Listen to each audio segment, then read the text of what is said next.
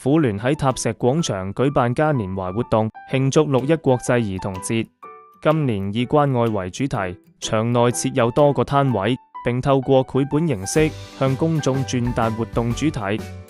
咁我哋今日喺現場咧有5個嘅攤位啦，有3大嘅主題嘅，包括有書果小市集啦、童話世界啦，同埋同理成長區嘅。咁咧我哋更用到親子共讀呢個繪本嘅元素啦，去帶入去一個今日嘅主題裏面。我哋希望咧透過關愛啦，同由共讀開始，同埋小朋友一齊共同成長嘅。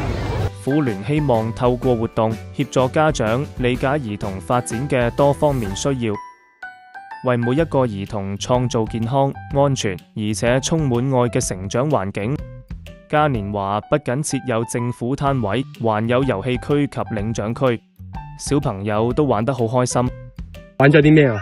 玩咗同屋局嗰啲遊戲，仲有勞工事務局嘅遊戲，仲係教我哋知識。期待考試科科都攞100分。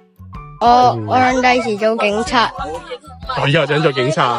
所以啱啱玩嗰個攤位係關於警察嗰啲嘢，拋嗰啲波同埋玩個細。會有個答問題咯，跟住然之後有個掟波咯，小朋友都幾開心嘅其實。